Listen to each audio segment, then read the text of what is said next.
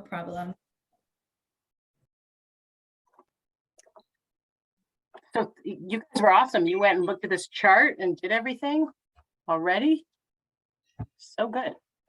Well, you know. And so this is Some a, of us didn't even know what the meeting was about, so there's that. Well, I mean, so I had to go back and look. So my notes say by August 17th, our recommendations need to be complete. And we're supposed to give feedback on this chart. Rhonda, your feedback was like, I just feel like this is a laundry list. Like, I don't understand. Like, are they putting this in the plan? I don't know. And it's like, they just threw everything on the wall here, right? Like, it literally is the kitchen sink. yeah, it's just, they just took everything and put it into one place. So it's weird that we're supposed to like give feedback on it. When my feedback is like, maybe we should decide what should be in this list or in the report. Which is just what I said. Okay. All right. So we But can go, I guess the other piece of it is that I don't completely agree with some of the items on the list. I agree with you on that. So, you know, we're being recorded, right? And this is public, right? So Yes, I'll keep my impressions to myself, but I do think there's a lot on here that some of it is also, I just think I'm maybe not unrealistic, but you know, we need to set an agenda that makes transition in a way that Needham will support, right? Like if we go from 0 to 100 on something, we may just get shut down versus, okay, maybe we could make something not too radical. I don't know. Right. But I also think it's very important that this plan be an action plan. Right. And give direction to the planning department on steps that should be being taken with respect to housing. And when you give people a list that's 40 things long and it's not prioritized, I don't know how that's going to happen. So for our feedback, I mean, I think we can do some general, do we want to, I know you guys gave some notes on specific things. Do we want to mark, you know, it's a PDF. I'm not able to mark it up. Yeah. Well, it is a PDF and I started, but it's hard to edit. It's not hard to edit. It's hard to edit and have it show the red line. You can't redline. Right. You can't redline. No, you have to do like little comment blurbs or something. Right. And I started to edit it and then I realized no one's going to know what I changed. So right. It's much easier if you can redline something.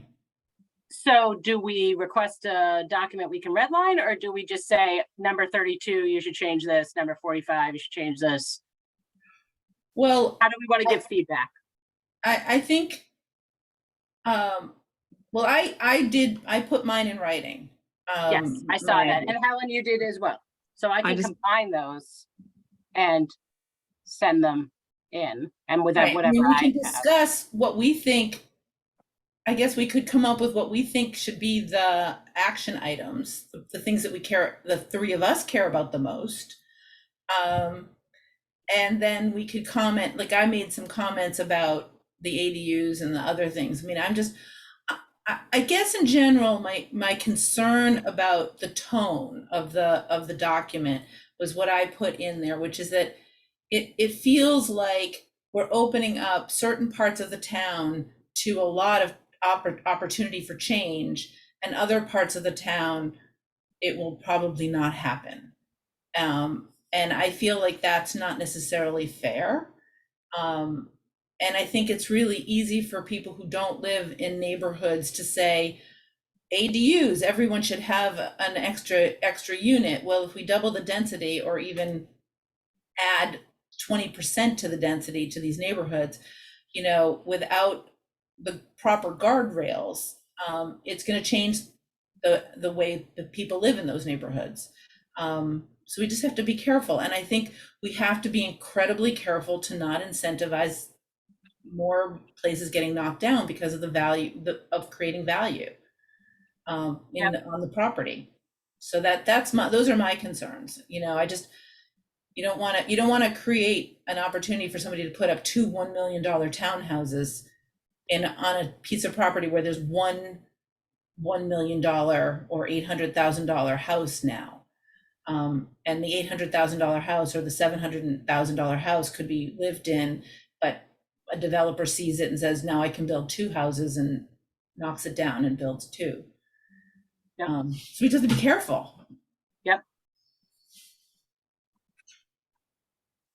So it sounds like we have some general comments. We have some, each of us, and I can put them into one. You've sent me both of them. And we have some specific comments about specific lines. And Rhonda, you proposed some, like, maybe there's just 5 buckets, right? Like, let me pull up I'm pulling up your email. I actually didn't spend a minute on this. I was just kind of coming up with the idea that you need 4 or 5 things that are short-term goals, right. And then you need 4 or 5 things that are medium-term goals, and maybe 4 or 5 things that are long-term goals. Would be my suggestion. And where do you have, when you say short, medium, and long, do you have a time frames that go with that you're thinking like is long, 10 years is long? Yeah, 5 years? I think, I'm spitballing. I don't actually, I'm not suggesting, but a short-term goal is that we make sure that we put together a committee that that provides additional support for the Needham Housing Authority. Right, and we do that now over the next year. Right, that's a short-term goal. A midterm goal is that we meet with developers and we talk about what it is that we could be doing that would incentivize them to build the things that we all care about. So that's over the next 1 to 2 years or something. Right. And then the longer term. And then long-term goals are, we want to make sure that we created an opportunity for a diverse community, which is much more, Okay. But to me, that's what I would want. And I honestly, I really think that we want to be able to see that on 2 pages as an executive summary, and then the details behind it. Like, I think that every single person in Needham should be able to look at these 2 pages and say, oh, that's the plan. You know, and if they want to dig into the next 25 pages to understand how we got there, that's great. But I just think we need to have a plan that people can absorb. Right. And my guess is, and my hope is that is the intention. I'm not sure. I think part of it is, I just don't, like, they took everything everybody did and just put it in a chart, and now somebody's got to put it back into some other form. Yes, exactly. Okay. But we've seen the chart now, and we've seen a longer form of a draft. Yeah. Yes, everything seems very long. So, okay. So I feel like, I don't know that it's a good use of our time to sit here and go through every line of this thing. I agree. I feel like, I can take what you gave me, I can put it all together, I can send my own and add my own things and give the specifics that we know. And that's probably good enough, right? I mean, I think we already did the other assignment. Right. Okay. So I think that's it. I think we just, give them, maybe it's sort of kind of more of like an outline, just to fill in. But, and maybe at some meeting, we suggest that we fill in the outline together as a team, as a group. I don't know. Yep. Mm-hmm. Well, I do think there's a prioritization exercise. So, I've done all these process meetings where you all get sticky notes, right? And you walk around and you put them on and you say, how many sticky notes? Well, this one got more sticky notes than that one. And this one, and so, there has to be some sort of process whether we go through that says this thing is more important than the other thing. Right. Okay. And I have to say, Helen, I walked by a house the other day, and I think we need to find alternatives for our seniors. I really do. We really need to come up with something that's not just expensive luxury senior housing. I don't know what happened. What happened at the meeting about the one in the Heights? Did anything? Well, that's actually, I wanted to bring that up because I think this meeting is tonight. Oh, And there's been a whole bunch of stuff online. So I took it out of our recommendations because Lee said, oh yeah, don't worry about that. You know, there's, you know, they've already decided what to do, right? So they've already decided what to do, and they're going to take money instead of doing anything. You know, they're going to give money to the Affordable Housing Trust Fund. But when I look at least on Facebook, that's actually not a done deal. It could be the money goes to something else, right? And there are a whole bunch of different things that the money could go to. So the money wondering- $500,000 a unit? Pardon? Is the money $500,000 a unit? No, I think it is though like 1.9 million or something like that. But it could be used, I think, for smart growth or for streets or for streams or a variety of things. Okay. So what I was wondering actually from this group was whether, you know, they're taking comments, whether we should submit a comment on behalf of this subgroup saying to the select board or the planning board, whoever's vetting it right now, and say, this is what we're suggesting. But I don't know, that maybe that's a little bit outside the range of what we're supposed to be doing, sort of. Well, I think you could do it, certainly do it as an individual. Right. I don't think you can speak for the committee. I mean, Ed's not even Okay. here. That's a good point. It's like, I can just see Ed going, ha. Okay. All right. But Helen, did you want to add to that? I not to that specifically right now, but I would love to touch base with you all on a couple things, but Go I ahead, don't go want to ahead. take you off topic. No, I'm done. I just said I wanted to know what was going on there. You know, I've Go had ahead. like 3 thoughts in swirling since our last meeting with the larger group.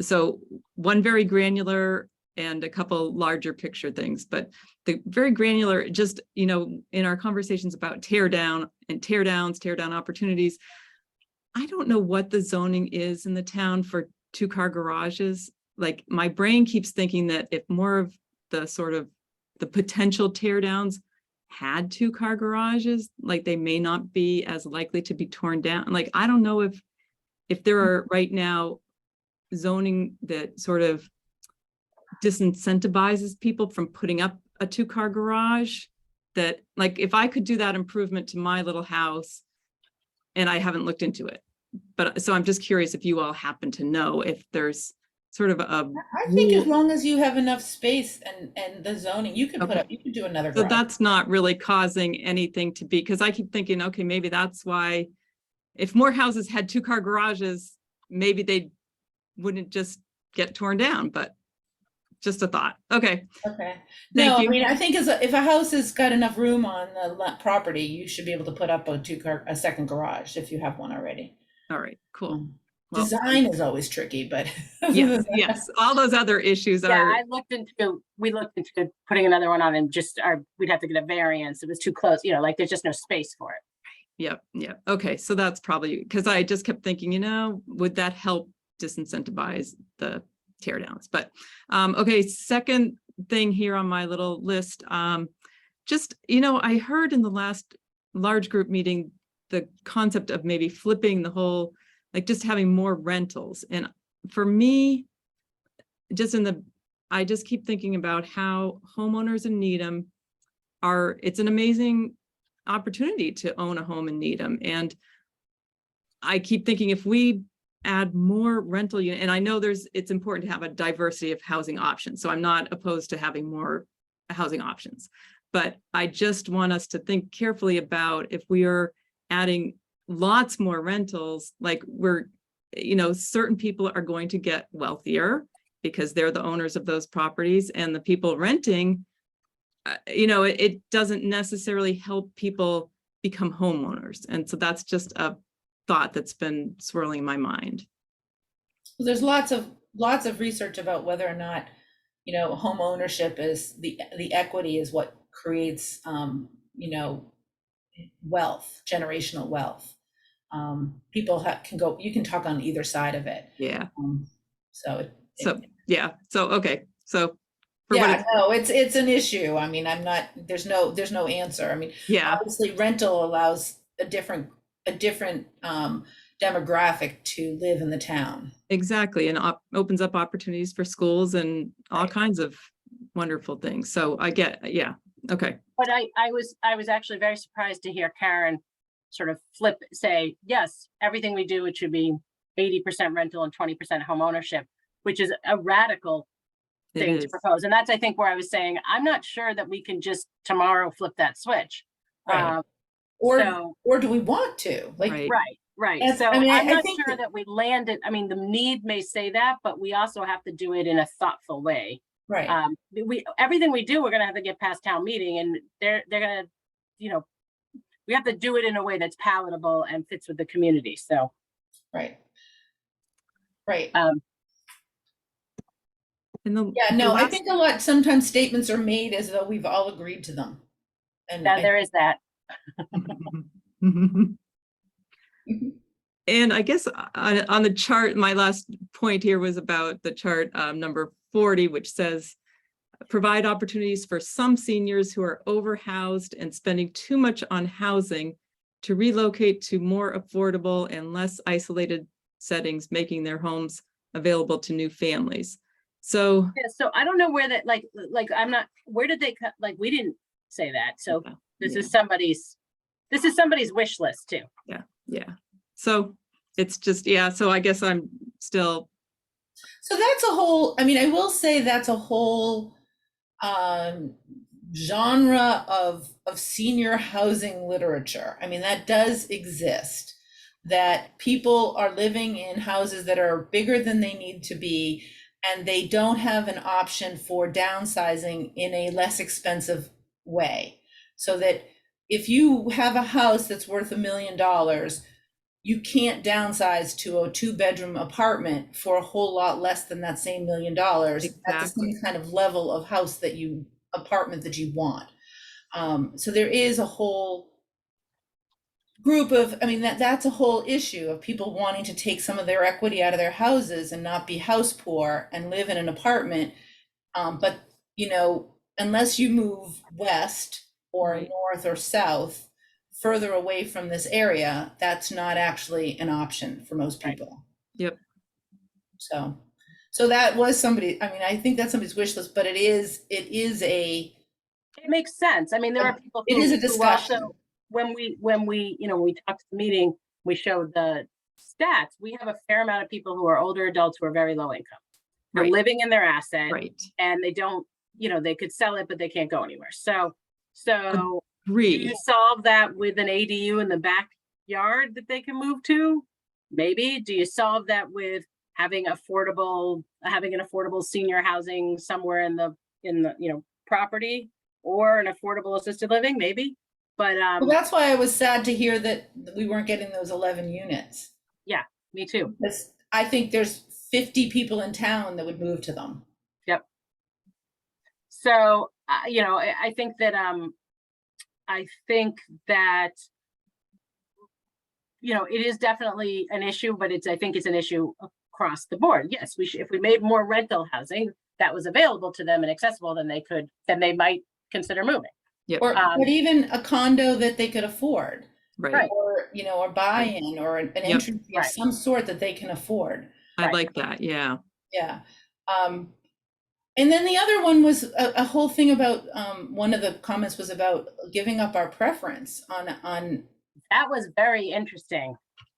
I think, and that was, I was looking to see, I think that's sponsored by Nawari, because I think our preference doesn't, when you have a Needham preference, you get people who live in Needham, and therefore that's not diverse. But I've never heard any community wanting to give up their local preference Ever. Right? Isn't that the point? They're like, we don't want to build housing and then nobody from Needham can get into it. Right. So. And the idea is that it's not only a preference for people who live here, but I think it's usually a preference for people who work here. Yes, exactly. Right. Yes. So it's like all of your teachers and all of your firemen and all of your policemen can move into these places. And it's like, why would we give that up? Yep. I don't know. It's interesting. It's, again, I feel like some of this came from other places. Right. Okay. Yeah. All right. I'm going to work. I'm just pulling it together now. I'm going to work on pulling together the comments and I will send them along. All right. Does that work? That's You guys want to That's see it awesome. first? Pardon? Do you want to see it first? I What don't, about- Okay, We seem to all somewhat agree with each other. all right. Well, and I hope you stay cool. Hopefully it starts to Wonderful. cool off tomorrow. I know. Have a wonderful rest of the week, and I'll see you in the next meeting. thank you both. Is the next meeting next week? No, we just had to do stuff by next week. The next meeting is September 8th. Oh, okay. We got All time. right. All right, yeah, if you need help, Emily, let me know. I don't think I do, but I just wanted to get your permission to send it along. Thank you. All right. Thank to you you later. very much. Bye. Bye.